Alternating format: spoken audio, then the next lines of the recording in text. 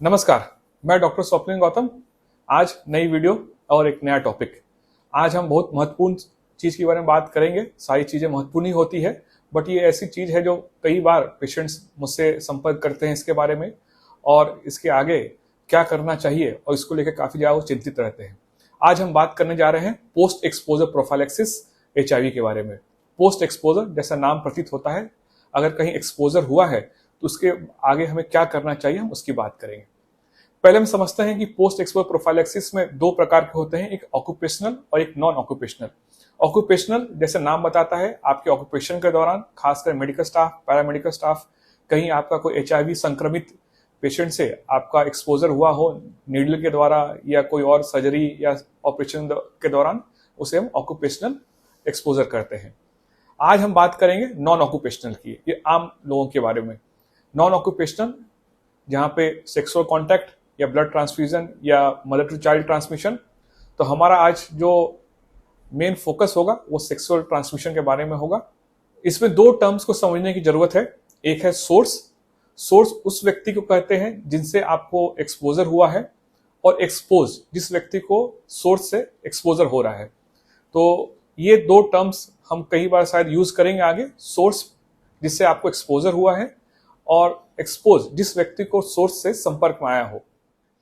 कुछ exposures high risk exposure माने जाते हैं। अगर विदाउट कॉन्डम एनल या वेजाइनल इंटरकोर्स हुआ हो, या सोर्स का काफी ज्यादा रिस्क फैक्टर हो HIV के लिए, या थ्रू स्किन कुछ इंजेक्शन का उपयोग हुआ हो, ये सारे हाई रिस्क एक्सपोजर्स माने जाते हैं। HIV के लिए post exposure prophylaxis high risk exposure या फिर सोर्स जिसका HIV रिस्क फैक्टर्स काफी ज्यादा है, काफी संभव है कि जो सोर्स है वो HIV से पीड़ित हो सकता है, ग्रसित हो सकता है। इसके अलावा सोर्स पेशेंट का रिस्क फैक्टर ज्ञात ना हो। ये 3-4 सिनेरियो में जो एक्सपोज्ड पर्सन है वो HIV के लिए पोस्ट एक्सपोजर प्रोफाइलैक्सिस ले सकता है। बट हमेशा जब भी आप पोस्ट एक्सपोजर प्रोफाइलैक्सिस की बात करें, अपने निकटतम चिकित्सक से संपर्क करें, स्पेशलिस्ट डॉक्टर संपर्क करें तो ही ले। आइडियली पोस्ट एक्सपोजर प्रोफाइलैक्सिस 2 घंटे के अंदर लेनी चाहिए, प्रेफरेबली 72 घंटे के अंदर, क्योंकि ये बहुत ही छोटा एक विंडो होता है अपॉर्चुनिटी का, जिसके दौरान हम HIV ट्रांसमिशन को प्रिवेंट कर सकते हैं। अगर पोस्ट एक्सपोजर प्रोफाइलैक्सिस ले रहे हैं तो दवा आप शुरुआत कर दें चिकित्सक के संपर्क में आने के बाद, और एक बेसलाइन रैपिड टेस्ट आप कर सकते हैं। अगर सोर्स उपलब्ध हो जिसे आपका एक्सपोजर हुआ हो और सोर्स विलिंग है, तो उसके भी HIV टेस्ट, रैपिड टेस्ट कर सकते हैं। और आपकी टेस्ट बेसलाइन टेस्ट के बाद 4 से 6 हफ्ते और उसके बाद 3 महीने के बाद करनी चाहिए। जनरली पोस्ट एक्सपोजर प्रोफाइलैक्सिस 28 दिनों का होता है। इसके अंदर एक टैबलेट दी जाती है जो जनरली 3 अलग अलग मेडिकेशंस का कॉम्बिनेशन होता है। एक बहुत महत्वपूर्ण चीज है कि जब पोस्ट एक्सपोजर प्रोफाइलैक्सिस के दौरान आप आगे ट्रांसमिशन का खतरा को आप अवॉइड करें, आप कॉन्डोम्स वगैरह का यूज करें, सेक्सुअल एब्स्टिनेंस का यूज करें, एटलीस्ट जितने टाइम तक आप पोस्ट एक्सपोजर प्रोफाइलैक्सिस ले रहे हों। इसके अलावा अगले 12 महीने तक ब्लड, प्लाज्मा, सीमेन, टिश्यू, ऑर्गन डोनेशन को आप अवॉइड करें। एक छोटी सी चीज मैं और ऐड करना चाहूंगा। कई बार मुझसे पेशेंट्स या कंसर्न पर्सन पूछते हैं कि रिस्क फैक्टर्स हर प्रकार का कितना है। अगर आप वाजाइनल इंटरकोर्स है तो ये रिस्क फैक्टर 0.08 से 0.1% तक है। अगर एनल सेक्स है तो इसका 0.06 से 1.11% है।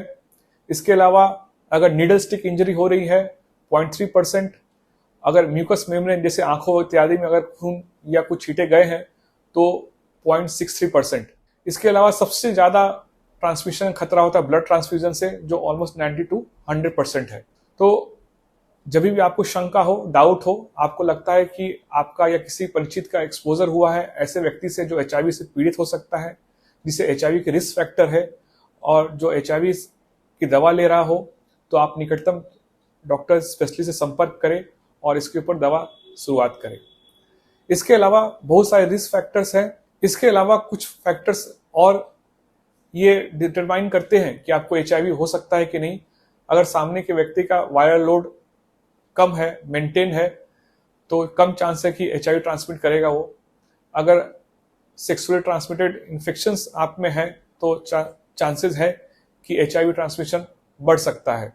ओवरऑल जब भी आपको ऐसा लगे कि आप एक्सपोजर की चांसेस हुई है तो आप डॉक्टर से संपर्क करें, और इसमें कोई भी घबराने की बात, परेशान होने की बात नहीं है।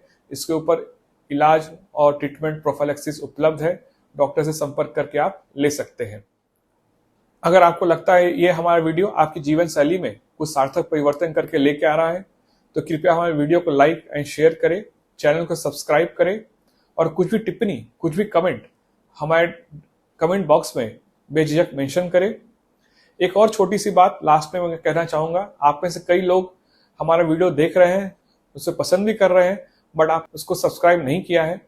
तो आपसे एक निवेदन है, आग्रह है कि आप चैनल को सब्सक्राइब करें, सो दैट कि कोई भी नई इंफॉर्मेशन आपको नोटिफिकेशन के जरिए प्राप्त हो सके।